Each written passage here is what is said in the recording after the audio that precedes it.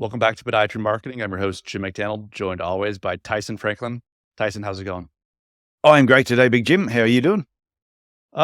Things are good. Things are good. Glad that winter is finally moving away from Quebec and from Canada, and I can almost hear the birds singing and the flowers blooming. So things are good. Oh, we were only talking about this over the weekend that Australia, I'm not sure about other countries, but Australia has definite times when our seasons are. So summer, for example, is 1st of December till the 28th of February. And then the fall or autumn, what we call it, is 1st of March through to the 30th of May. And then 1st of June is winter and so on. And then 1st of September. In North America, though, it's not exact dates, like from the 1st to the end of a certain month. Is it midway? Yeah, usually it's around like the 21st of certain months. So like December 21st is the first official day of winter, and then I think it goes until March 21st. It's the 21st or around the summer or winter solstice and those kind of things. Yeah. So there we go. There's the educational section of the podcast today. Well, now that the meteorological and the calendar-based information has been shared, what are we going to jump into today? Today's topic was a request. Somebody actually sent me an email. Yes, it was a request. Somebody sent me an email and they went, "Oh, I don't know if you've ever done a podcast on this on the Podiatry Legends, but I have heard you mention it, that you used to have a marketing director work with you, or what I used to call them was the patient and community relations manager." And the reason you changed that title was because I think if you're patient, I have a marketing director, you go, oh, it just sounds a little bit weird to be in a medical business, in a allied health. So being a community and patient relations manager, or patient and community relations manager, whichever way you want to twist that around, just makes it sound better that they're there to improve the relationship with your patients and also with your community. And that's pretty much what their role is all about. And I'll point out, this is not a term that I came up with. I didn't invent this. I was at a top practices conference and this term came up. They were talking about patient and community relations managers or marketing directors. At the conference, they were referring to them as marketing directors. And when I was sitting there, they were asking different people, stand up if your business does this, stand up if your business does that. All of a sudden, I realized there were about 20 people that were still standing up after all these questions. And they said, put your hand up if you have a marketing director or patient and community relations manager. And every one of the 20 that was still standing put the hand up. And I went, wow, doesn't that prove something that everybody else that sat down didn't have one, but the people that were still standing did? And I went, therefore, this is an important role that every podiatry clinic should have in their business. That's pretty powerful. Yeah, I'm interested to hear more about kind of the roles and responsibilities. I have ideas in my mind of what they would do and how they would kind of function in the practice, but what are those kind of top tasks or top priorities for a person in that role? The part that I think is interesting you point out first, if you're going to put somebody in this role, they need to be a bubbly, outgoing sort of person.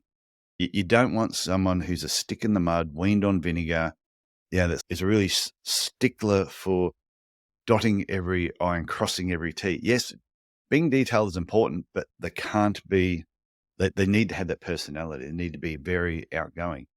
The other part to point out before I get into what they actually do is they can be part-time and casual. So you might have someone, you don't have to make this a full-time position. The Sam, who worked with me, who I know listens to this podcast every now and then. Hello, Sam, if you're listening. She was the perfect person for the role. She was one of my receptionists. She was the senior receptionist, outgoing personality, loved talking to the patients. She was just a chatterbox, but she was just perfect. And I said to her, would you like to move out of reception and become my patient and community relations manager? Oh, yeah. Okay. What's that involve? She had no idea what we were talking about. So that's how she was given the role. So for me, I had her working 20 hours a week, casual, just doing this particular role. But you could start at 5 hours a week. You might have a receptionist that does part reception and does this for 10 hours a week. But I do think it's a role that you need to create within your business. Now I'll get on to soon what she actually does.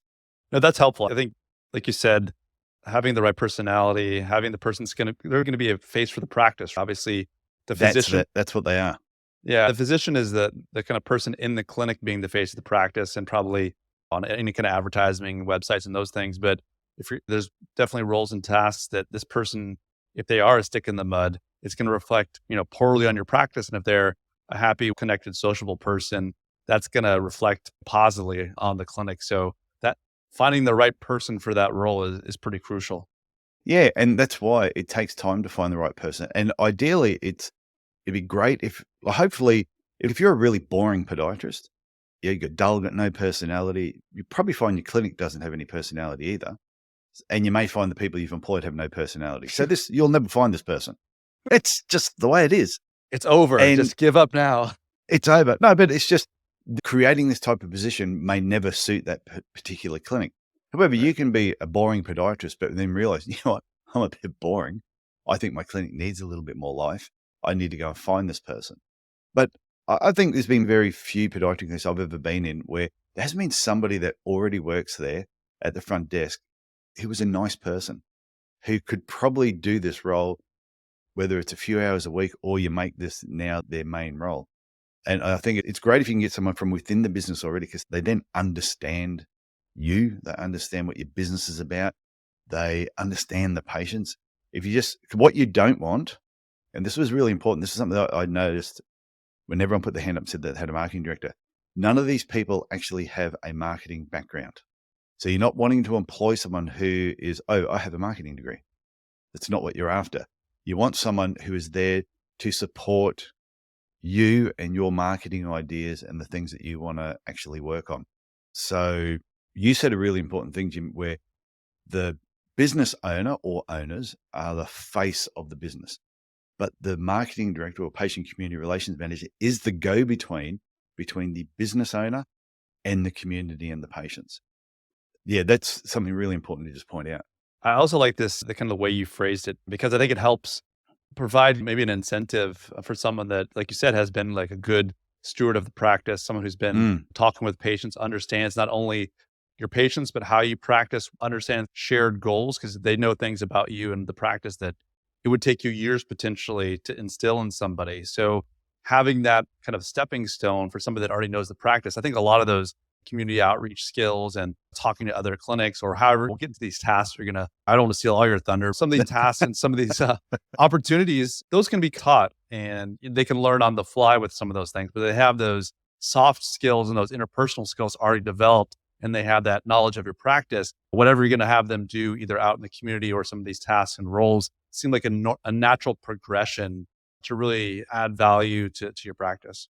Yeah, and they're going to be someone who is very trustworthy, because there's a lot of things they're going to be doing unsupervised. So you got to trust when they're not in your clinic that they are doing the right thing.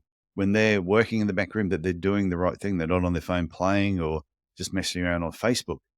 So it's a very trusted role, which is probably why some podiatrists may find it hard to actually give this role to somebody. And I think the important part too, with the title itself, patient and community relations manager, they are the go-between between the business owner, the business, the patients, and the community. So we had it that if there was an inquiry from the community to our clinic wanting to know something, would we be involved in this event? Would we like to do marketing here? It had to go through her first before it ever came to me. If there was a patient complaint about something, the receptionist and everybody knew you direct it to Sam first. Sam will address the problem. She may resolve the problem, and then she will determine whether I needed to know about it or whether I didn't. Which I tell you, it makes your life, takes away a lot of stress, because a lot of the time she can address the problem, fix the problem, and you never know anything about it.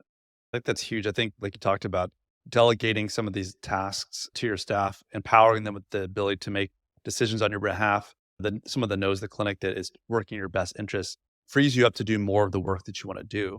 And when you have someone like that in your practice, it can be a huge value add, because you don't have to spend time doing those tasks that you would rather not do later down the road once they're trained up and have the skills to really provide value to the patients and solve some of those pending problems that might crop up from time to time.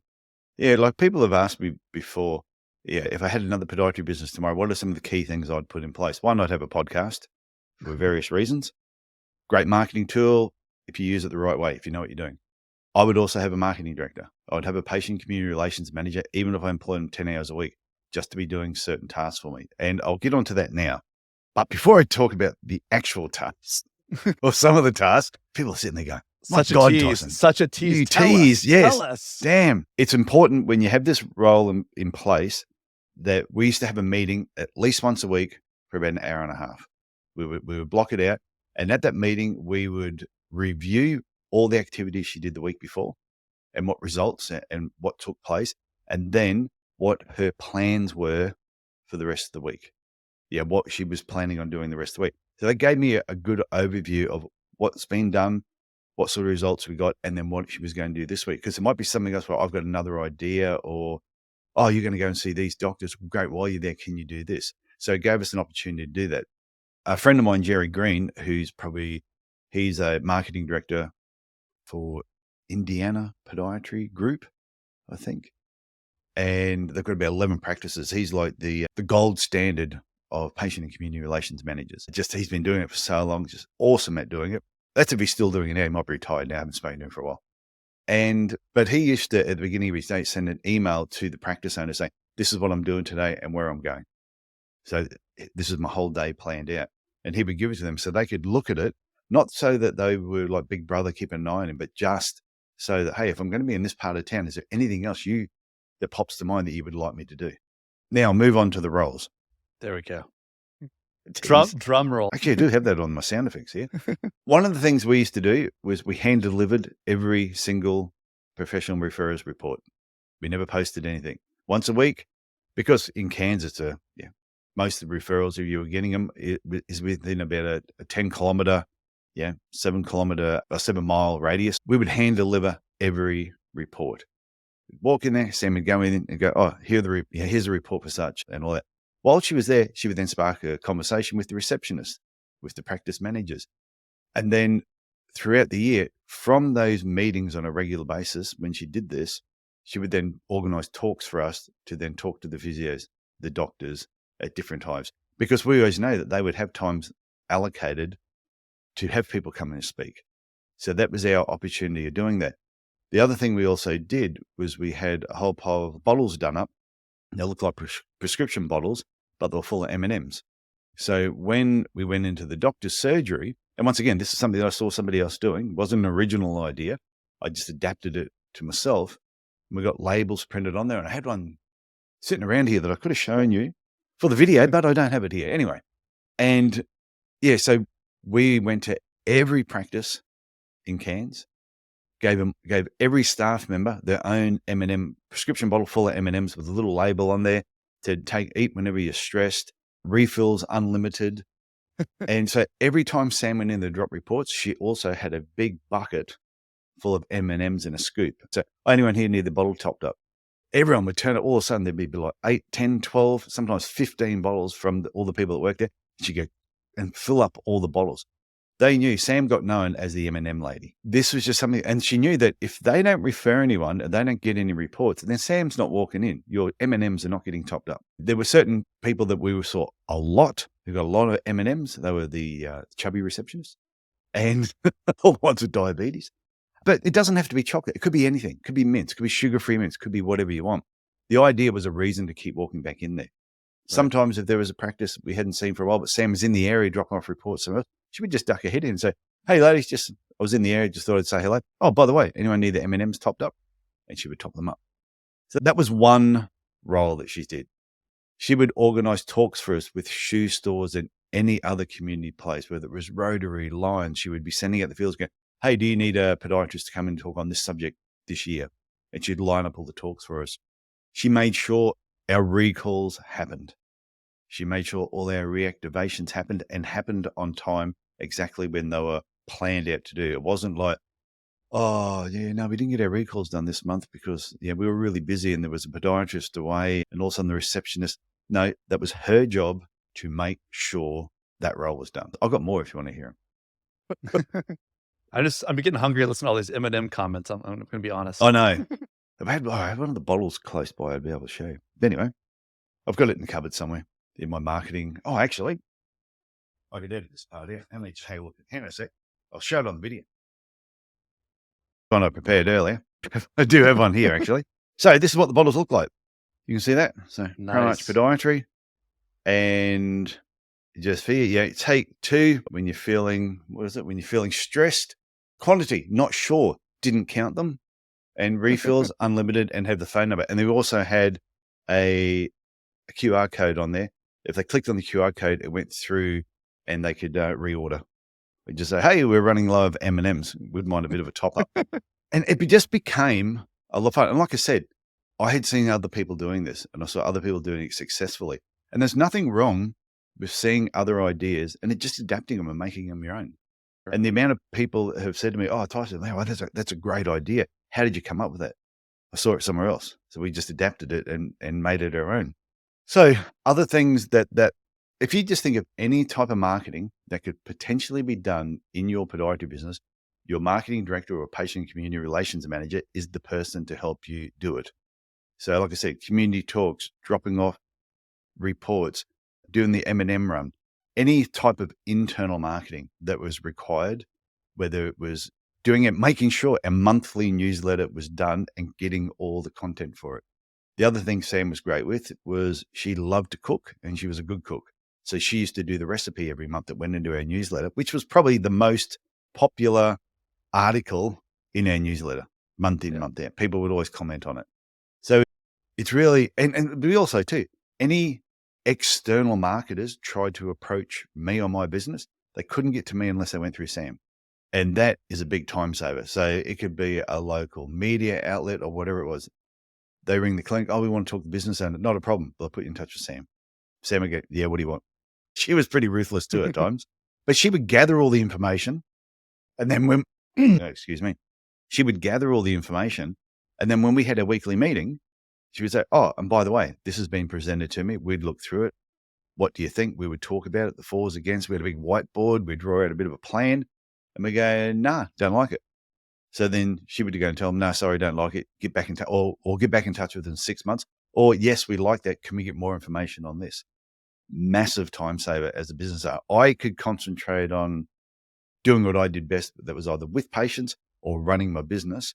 And I had Sam doing everything else that helped me with my marketing. So, I almost wore myself out then. But I do think it's a role that if you're not sure whether you could use one, then you can. I think it's a vital position that most podiatry clinics should try and work up towards. There's a lot of other things that role can actually entail. If you go through the 6 pillars of marketing, whether it's your professional referrers, your non-professional referrers, Sam would always be out there just making contact with health food shops and masseuses and shoe stores and anything that she organized talks at accounting firms. It was just anywhere we could potentially be seen and heard. Triathlon clubs, then she would organize it. Bike stores. It's just endless. So there was never a time when Sam was ever sitting there going, I'm bored. I have nothing to do. It was more like, my God, Tyson, can you just settle down and let me catch up with what I've got? And then sometimes, and then when we were really busy, if she was available, I would get her in more hours. And then if she wanted to go away for a couple of weeks, she could go away. We would just make sure everything was in place. No, that makes sense. I think when you have that kind of go-getter personality, someone that's energetic, really going to, like you said, reflect well upon your practice and your clinic. And you can't be, we're only one person, right? If you're a solo practice owner, maybe you have a couple of partners, but you're going to be making money in your practice by being there and treating patients. But if you can have someone out there along with you, setting some of these things up, saving you time, being your eyes and your ears and maybe your mouth and the representative of the clinic and what you're trying to do, it just really helps multiply the number of connections you make. And the more you're out there and visible in the public, in your local community with this person, when she's reflecting upon you and really gaining that visibility for practice in ways that just sometimes isn't possible if you're managing your practice, treating patients, running the business side, frees you up to do more things you want to do or are good at, and letting this person really help promote and shine a light on the services you provide in your clinic. Yeah, it's a vital role. The amount of times, and you've probably had this as well, Jim, you'll talk to a podiatrist and you may be talking about social media or some form of social media platform. Oh, and I'm too busy to post. Oh, the last time we posted a couple of weeks ago, we keep forgetting. Sam looked after all that. That was her role to make sure that, reading different articles too. What are other people posting? What is popular at the moment? What should we be posting? How can we connect with the patients better? If somebody made a comment online, she would always respond. So it was like the eyes and ears of the business. And if you run through to, like, Sam, once a month we go to the Cairns, so for example, the Cairns Businesswomen's Lunch. It might cost me $50 for her to go to that and her time. But while she was there, she was wearing a Pro Arch Podiatry shirt. She's talking to all the ladies. Oh, Sam, what's your role? Oh, I'm the patient and community relations manager. Oh, that's different. It would spark a whole conversation. She would collect business cards and we would get more contacts. Yeah, I think it's a vital role that, like I said, when I was at the Top Practices event, all the top performers at Top Practices had a patient and community relations manager. And I think it's no coincidence. I don't think it's a coincidence either. I think it's one of those things too, where, like we talked about, maybe a practice owner doesn't have a huge desire to want to do marketing, right? It's something that's changing all the time. Like we said, like Google is a moving target. These things are not static. So if you don't necessarily have time in your own practice to be on top of things, or you don't necessarily want to be that kind of direct connection with outside vendors, you want to have someone that is there for the practice, is something you've trusted for many years to serve as that either a go-between or can take on some of those marketing tasks. I think this is a good model for some people that are in practice that are wanting to delegate some of those responsibilities or some of those activities within the practice. Yeah, and I think just start small.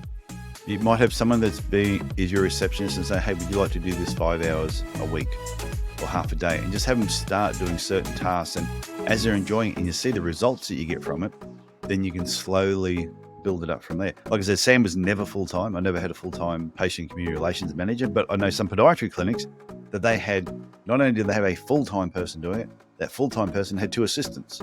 That's how big their practice got by doing this. It goes to prove that the bigger the business comes, eventually you get to a point where it's too much work for them and that your marketing assistant needs an assistant, which is a great position to be in. It's a good problem to have. I know.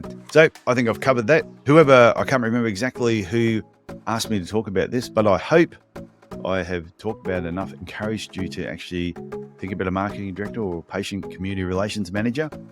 And if you do get one and you're not sure on how to train them, reach out to me and I will be able to help. That sounds like a plan, Tyson.